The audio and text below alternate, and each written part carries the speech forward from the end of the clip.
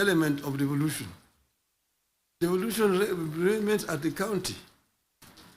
Down there at the constituency, the county government does implementation of the projects. I'm saying, correct.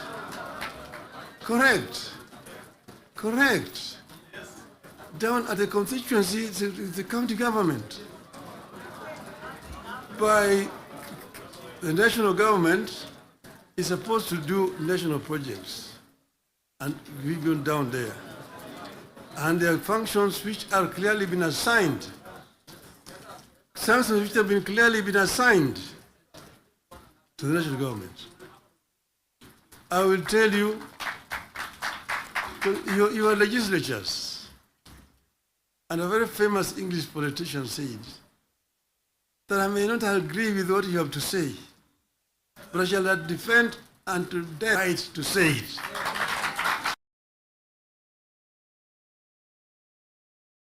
Let me say it, and then you'll have a chance to respond. So I'm telling you, I know that sometimes the truth is very bitter. I was there, and we discussed with the Karue CDF.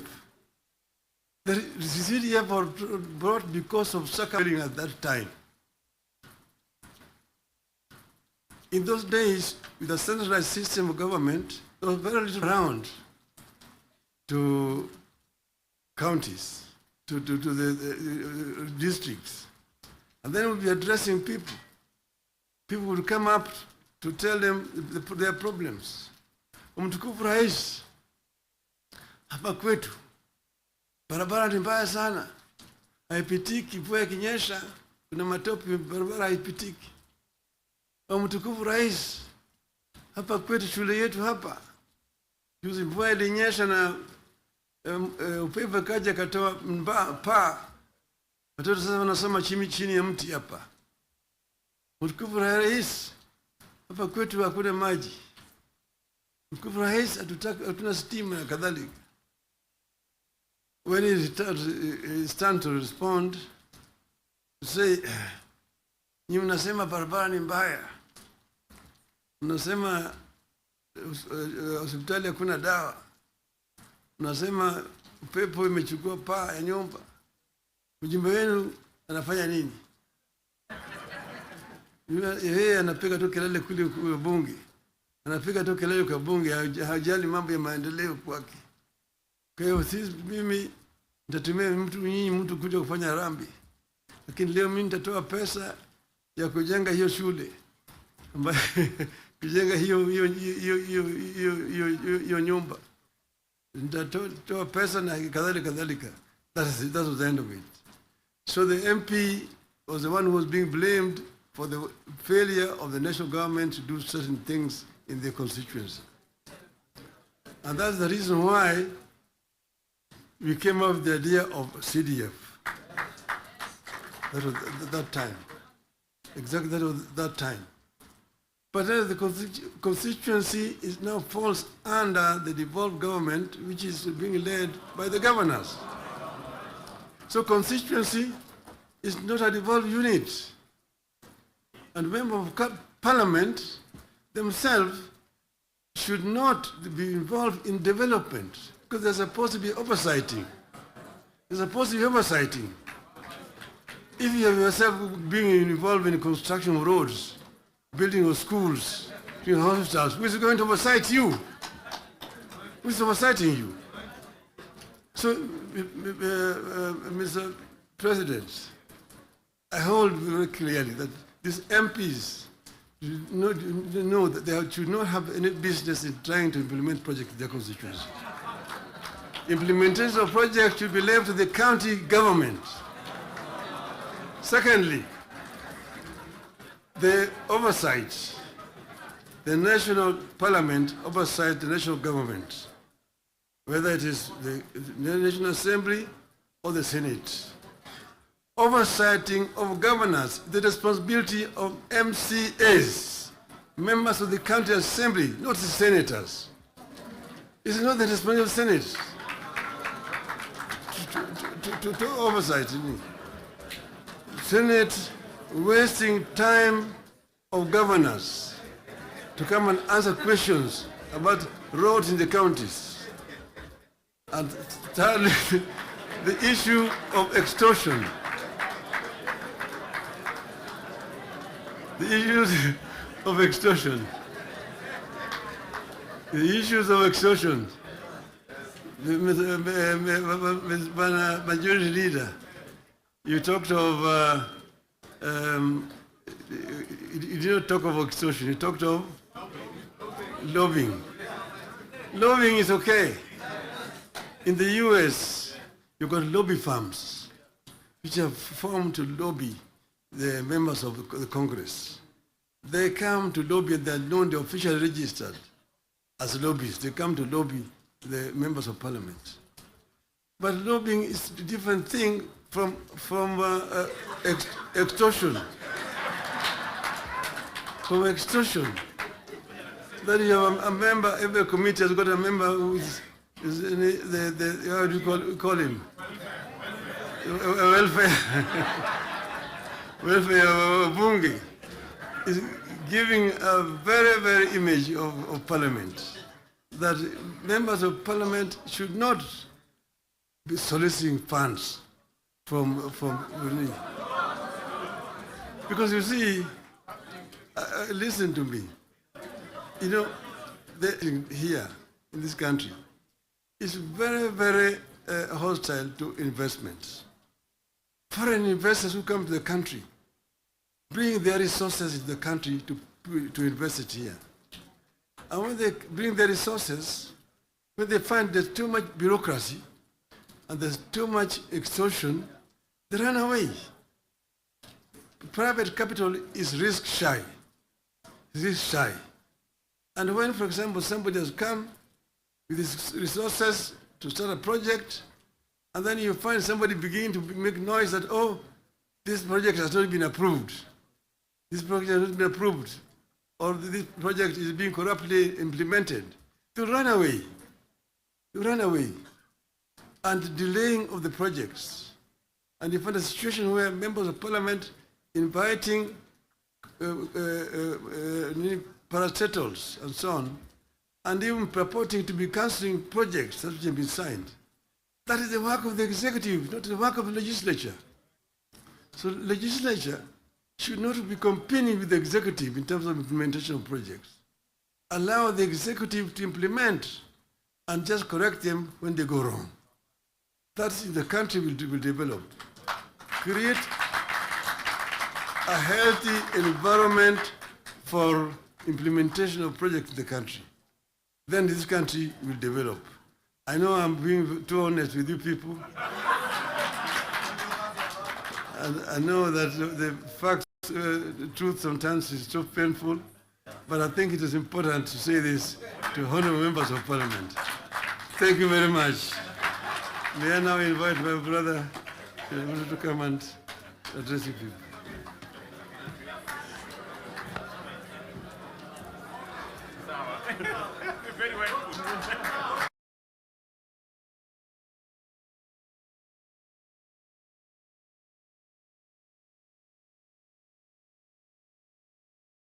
The Right Honorable Prime Minister Raila Odinga, ladies and gentlemen, let's take our seats. Thank you very much.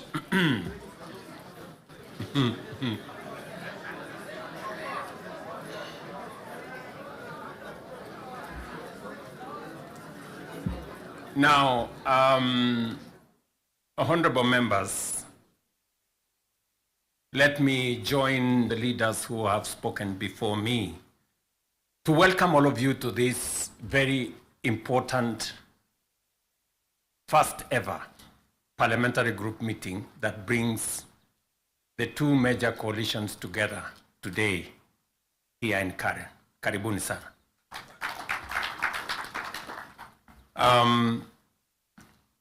The Right Honorable Raila Odinga has given us the context of why we are meeting here. I really would want to add not so much, because he has ably contextualized why we are meeting here today. That we have a nation to look after, and we have a nation to protect. And there are options that are available to us. And I think we chose to protect the nation called Kenya by our coming together. And so I want to commend both the Right Honorable Raila Odinga and the ODM party, my former party, for standing up to be counted when the country needed leaders to stand up for Kenya. It may have been easy to do the opposite. It may have been popular to do the opposite. I know many people have vilified the Honorable Raila Odinga and the ODM party for the decision they took to stand for Kenya when there was need to do so. And let me say the following as the President of Kenya today. We have come from very far as a nation. We stand here today as a robust democracy, a nation that is making strides in our national development. And I want to speak to you candidly. I don't have a written statement because I really wanted to speak to you from my heart. Because, and by God's grace, I have, out of the 5 people who have become presidents in Kenya, I am one of them. 5 Kenyans who have had the opportunity to lead this country.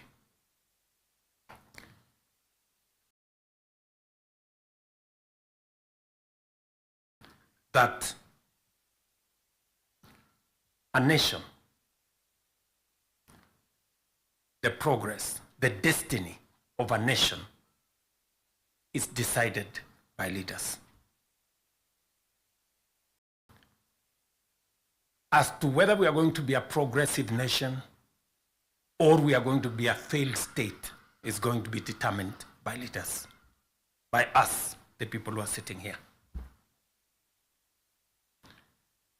And therefore, the place of leadership is almost sacred.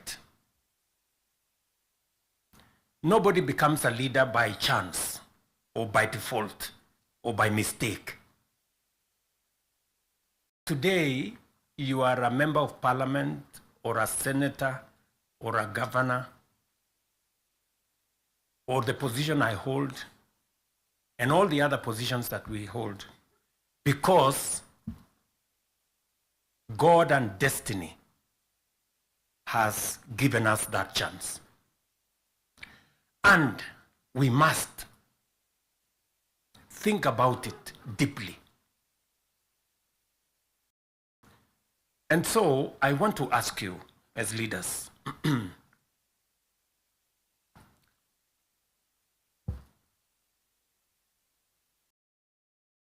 the Honorable Prime Minister has given us a history of countries. I will add to that list 2 countries. Singapore and Kenya were the same countries 60 years ago. Malaysia and Kenya were the same 60 years ago. But today, we play in different leagues. They have managed to progress to the first world. We are still where we are. The difference between what Singapore has become and what we are is leadership.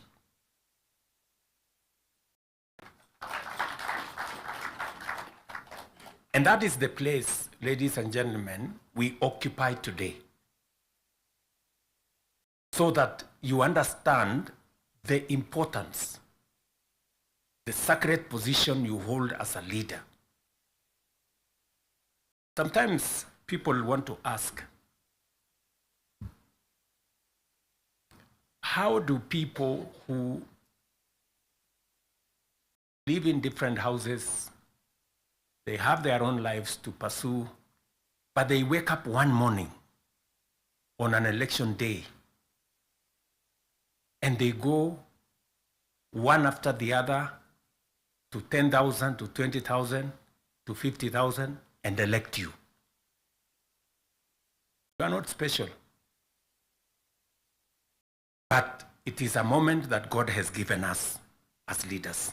And therefore, we must do whatever we are doing, knowing very well that we have a heavy, almost sacred responsibility to the people we lead,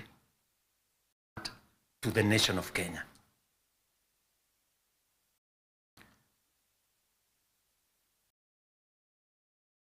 And it is not that we don't know what we should be doing. We all know what we should be doing. It is not that we have shortage of ideas. It is not that we have shortage of what we need to do. In fact, I dare say we have some of the very best ideas.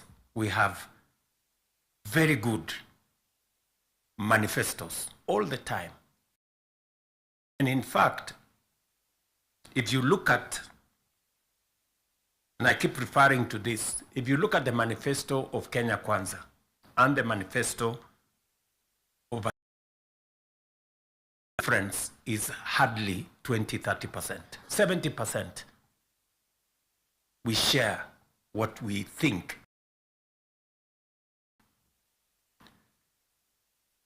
But politics somehow has taken our country hostage, that we cannot do what we all know we should do.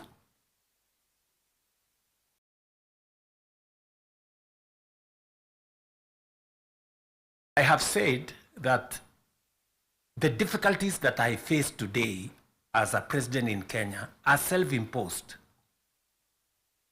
You know, I imposed on myself all these difficulties. Implementing the new funding model, implementing SHA, implementing housing, doing all those things. If I hadn't done any of those, I would be a very popular person, and but the country would not have moved anywhere. I am confident that if Raila had become president, he would be doing what I'm doing. Yes. He would be implementing SHA. He would be implementing housing. He would be doing reform in the education. He would be doing reform in agriculture. I know that for a fact because I have been in his school of leadership. That's the correct position.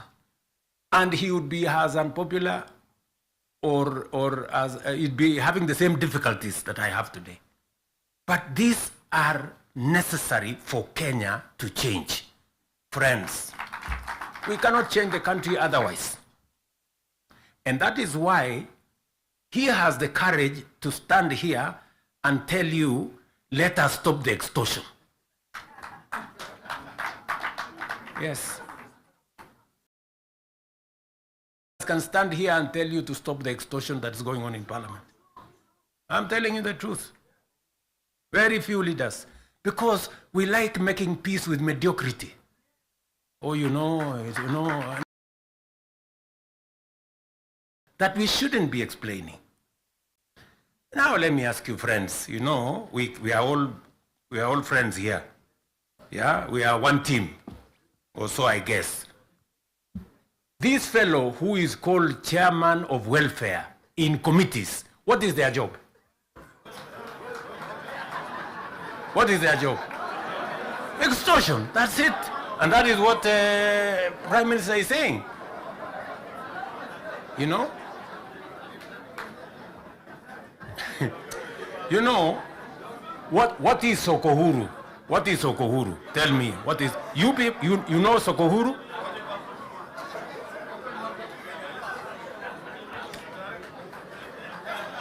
So, let me tell you. No, no, you see, and this is the same problem that we face. This is the same problem that we face because, look, for example, we passed the law that we all know, friends, we all know the problems we go through with fundraisings for people who have hospital bills.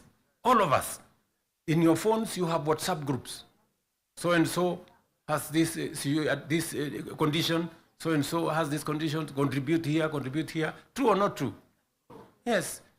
But we don't want to fix it because it's difficult. But I must commend you. I must commend the members of National Assembly and Senate because you took the courage and passed the bills that today is beginning to solve the problem of health in Kenya.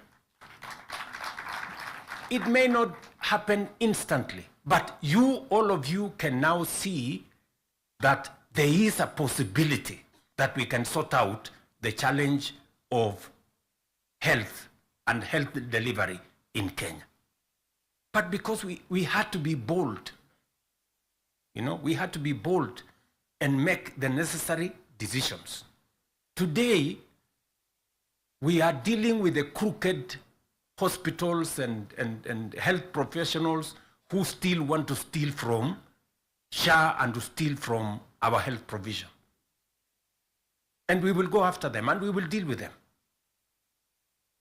So, what am I saying? I am saying the following. If we have to change Kenya, my friends, we have a historic opportunity today with this broad-based government, we have a historic opportunity to unleash the full potential of Kenya. We all believe, I do, that Kenya is a very great country, this country of ours. There is absolutely no reason why Kenya is not like Singapore. We have what it takes.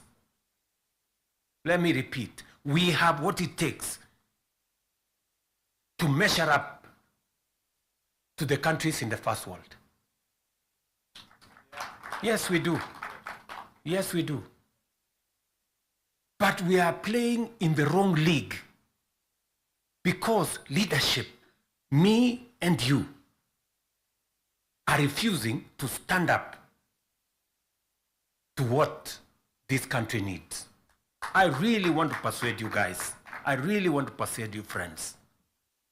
Yeah? This is not about William Ruto. I am here today, I will not be there tomorrow. This is not about Raila Odinga. Right? It's about the country called Kenya, where today we have the privilege to be the leaders, to be the decision makers, to decide which way Kenya. It is us who are seated here. It is us. And we have the historic opportunity to make this country what we have always wanted it to be, but it has not been. As I have said, the same way Raila Odinga can stand here and tell you we must stop the wrongs, I have also said that I am ready to pay whatever price to make this country change. Yes, we must change this nation. And we can do it. Look, housing was part of our conversation for the last 30 years. Yes, we've always talked about housing and how important it is and how it is going to create jobs, how it is going to stop land fragmentation, how it's going to allow us to produce, to save land that is meant for food, how we are going to have decent housing, how we are going to reduce on slums, how we are going to have decent livelihoods. We've always said that. The Right Honorable Raila Odinga tried with the first slum upgrading projects. We started there. The housing levy, go and read the Azimio Manifesto. Read the Kenya Kwanza Manifesto. It is there. It is there in both manifestos. We now are seated here and we have the opportunity to implement what was in the Azimio Manifesto and what was in the Kenya Kwanza Manifesto. Friends, why don't we just do it? Why don't we just do it? We will do it? Yes. Let us just roll it out and look. You can see for yourselves how transformational it is. Today, using the housing levy, we are not only doing housing, we are doing markets, we are doing hostels. And I promise you, what you see in Mukuru, what you see in Kisumu, because I have been there with Baba here, what you see in Eldoret, what you see in Nakuru, what you see in Kiambu here, what you see in almost every part of Kenya is just housing implemented for 2 years. And you can already see the kind of impact it is having, the number of jobs it is creating, the way it is bringing change in our towns and cities. Friends, if we were to do this for 10 years, if we were to do this for 20 years, and this is a project that has been delayed, we are supposed to have done this 30 years ago. Tell me, if housing was implemented 30 years ago, how Kenya would be looking today. We wouldn't be different from Singapore. We may have started late, but we now have a chance to do it. I want to ask you, I want to request you for us to come together. And we are not coming together so that any one of us can get anything. We are coming together so that we can transform this country. And it is possible in our lifetime to change Kenya. In our lifetime. We now have maybe 320, 350,000 young people working in that space. We could double that to 700 in the next 2-3 months. We could scale up that to 1 million by next year. And we can energize the transformation of our country. That is why we are sitting here. That is why Baba and I have called this PG. Baba has told you we are here for Kenya. I am buttressing what we are saying, what he is saying, by telling you what we can achieve together. What we can do in our agricultural transformation. If it was not for the broad-based, for example, we wouldn't have had the kind of change that is required in our sugar sector. And I want to tell you, watch this space. In just 2 or maximum 3 years, Kenya will be a net exporter of sugar. Just 2 or 3 years. This country, which perennially we have been looking for safeguards from COMESA. Every year, we are looking for safeguards from COMESA. We are spending public money to go and pay for sugar, to go and pay for farmers, to go and pay for workers who don't work for government. Just because we couldn't bite the bullet and tell the crooks there to get out. Now we have told them to leave. And I want to promise you, I want you to hold me to it. We are going to change the sugar sector.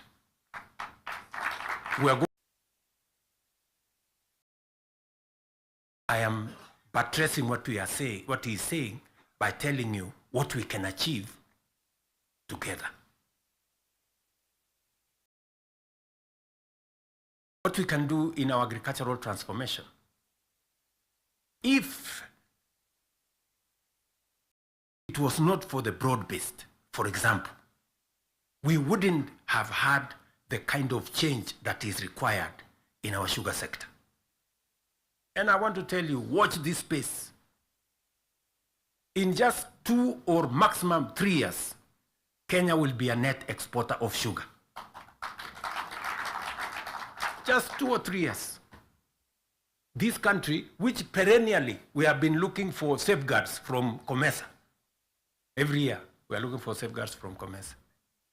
We are spending public money to go and pay for sugar, to go and pay for farmers, to go and pay for workers who don't work for government, just because we couldn't bite the bullet and tell the crooks there to get out. Now we have told them to leave. And I want to promise you, I want you to hold me to it. We are going to change the sugar sector.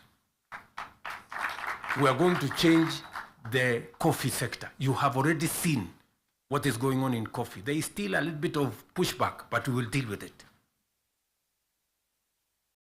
And on and on and on, and we can transform our whole agricultural sector. Just the little interventions that we have done standing together.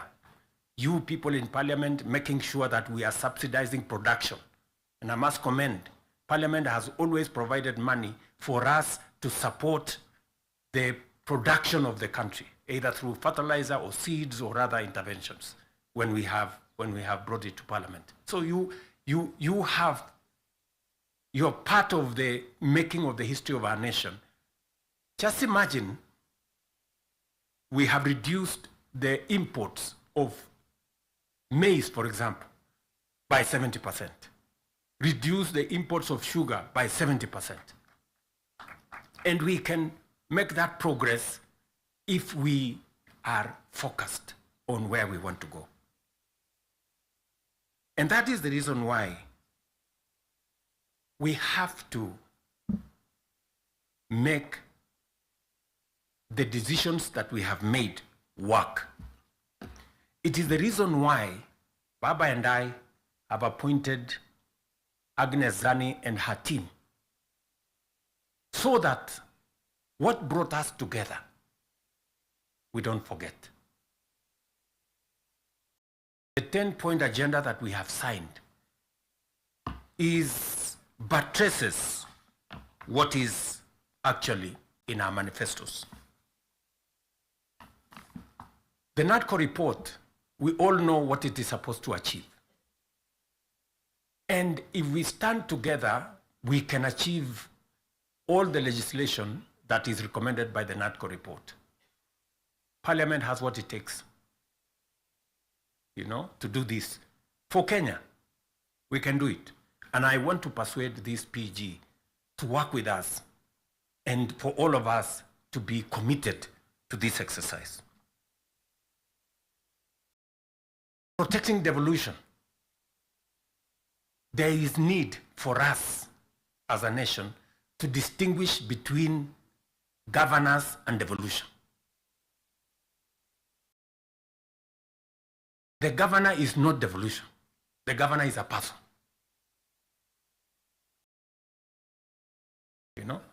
Devolution is about the people. It is not about the governor. And we can deal with the governor without disrupting devolution, if there is need to.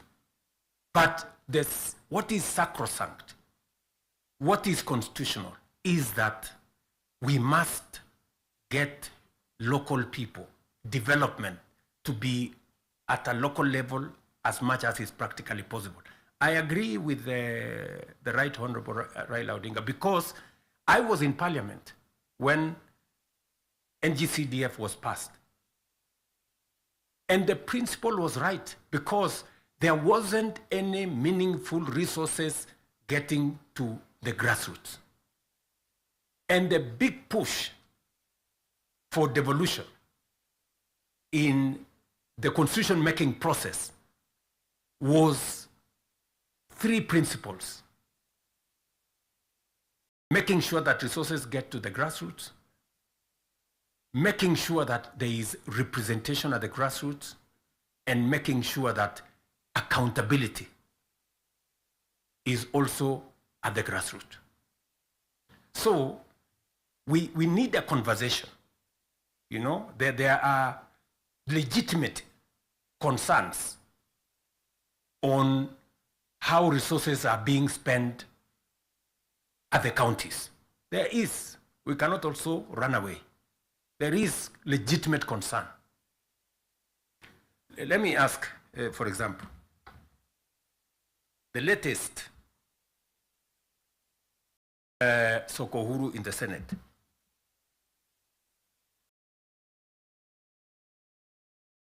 Because you have to accept, you know, by virtue of the position I hold today, I am a consumer of raw intelligence. I know what's going on. Where does somebody find 150 million? Where? Eh?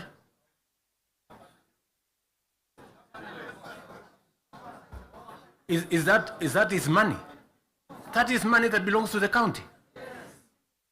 Is that correct or not correct? Yes.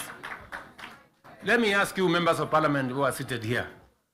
Do you, for example, know, do you, for example, know that a few members of your committee collected 10 million shillings so that you could pass that law on anti-money laundering? Did you get the money? So,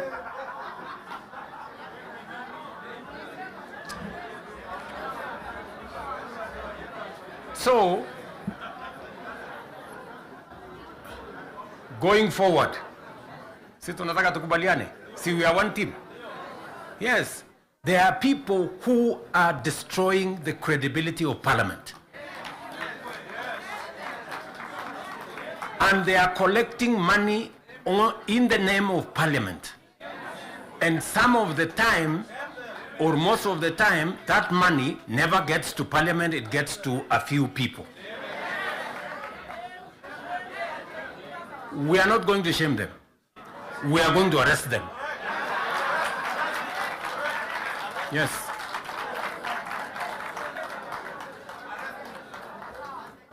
Do we agree? Do we agree?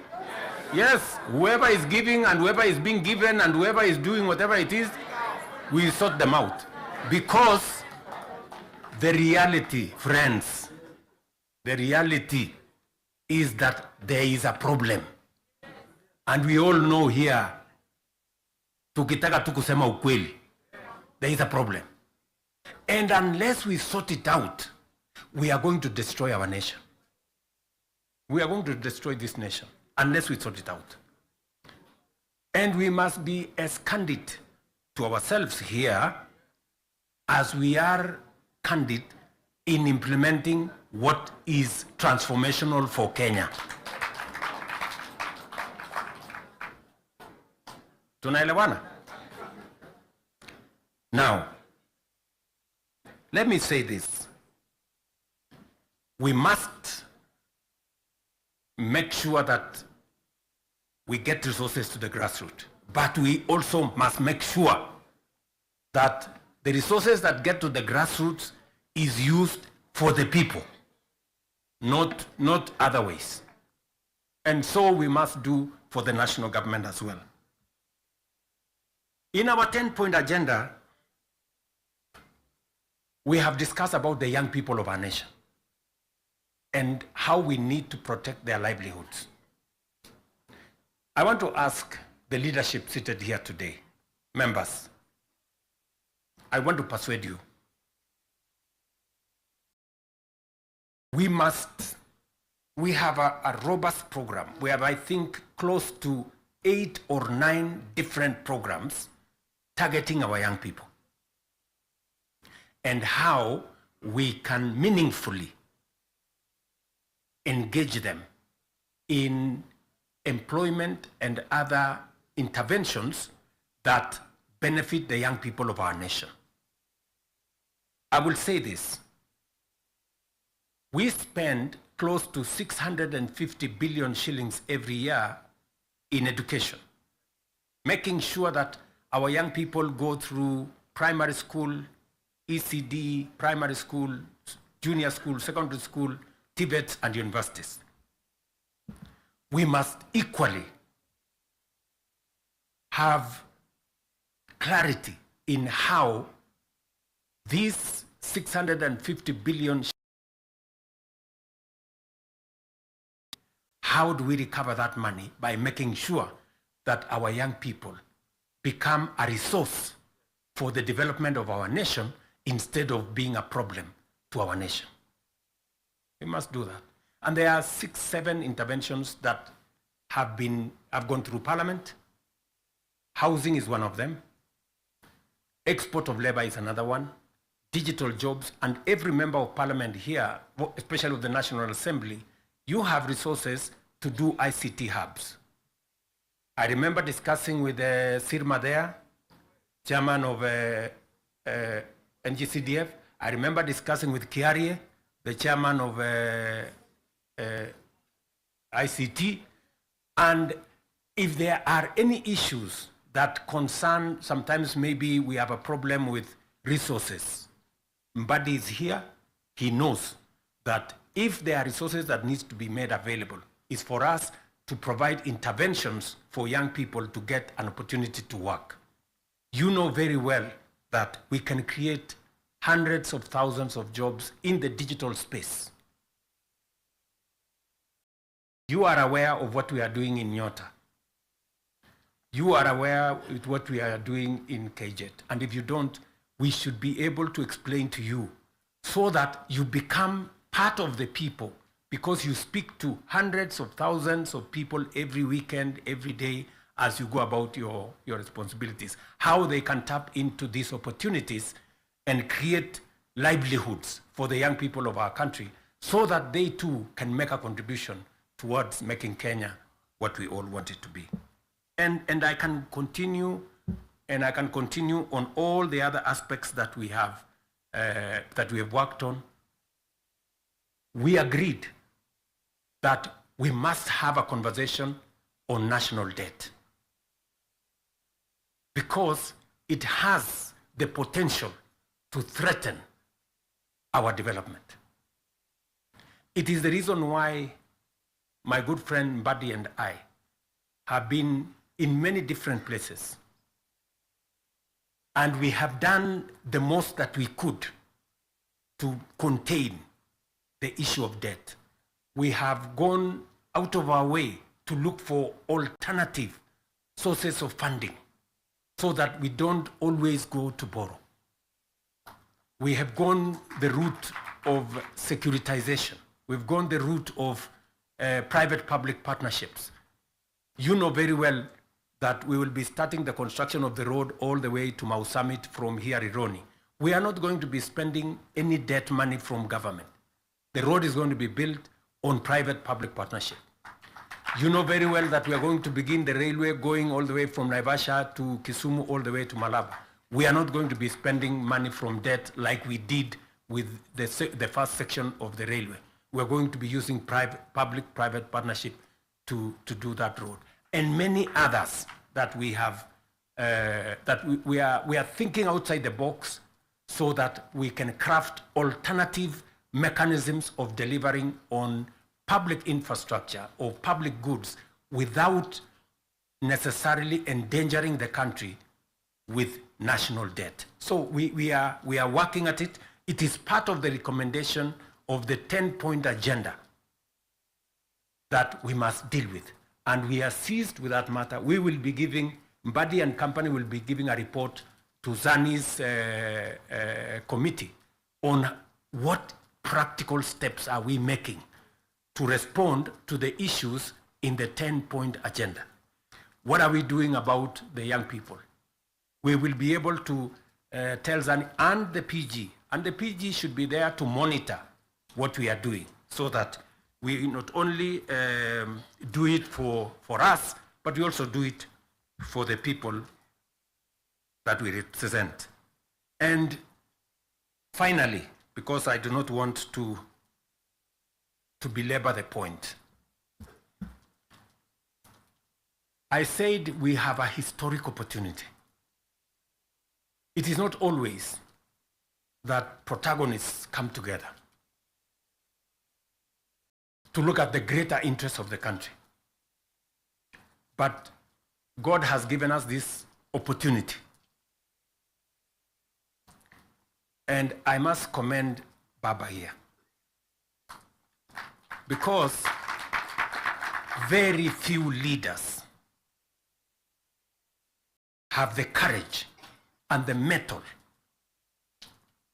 to withstand criticism and stand for the nation. Very few people.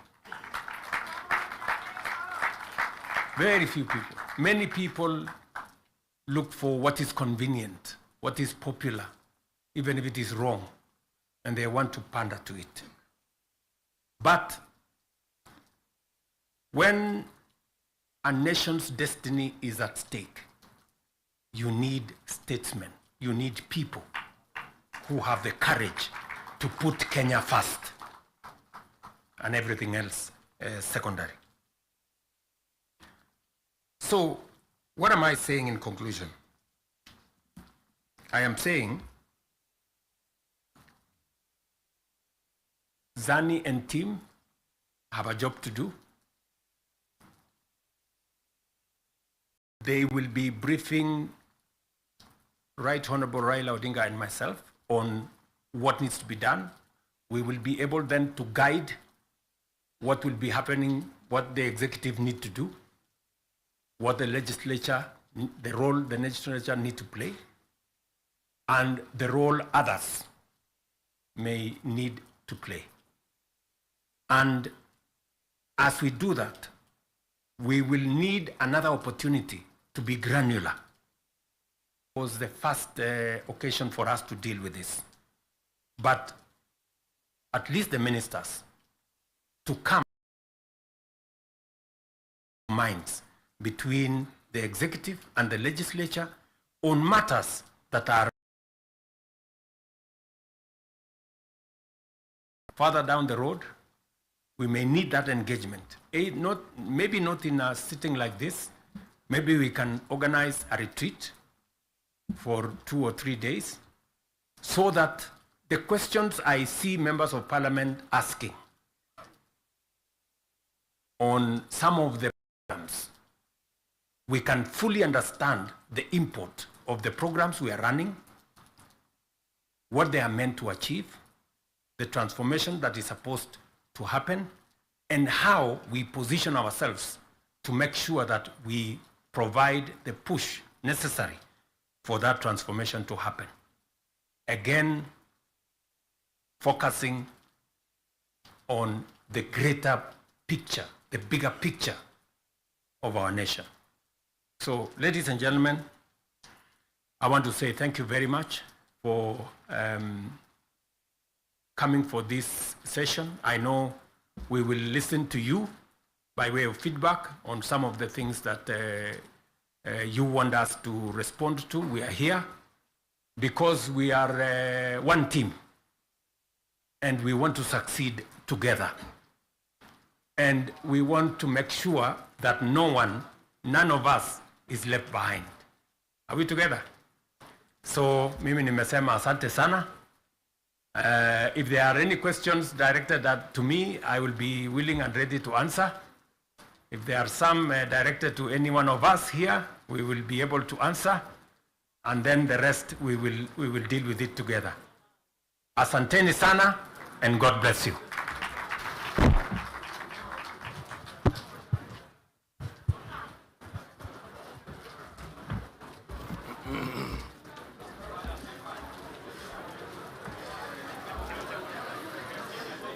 We We may have our seats, honorable members. Your Excellencies, the President and the Prime Minister, honorable members, let us give the two party leaders a hand of applause. Your Excellency, if you did not hear two-term for yourself or the Prime Minister, it is principally because we recognize and appreciate your very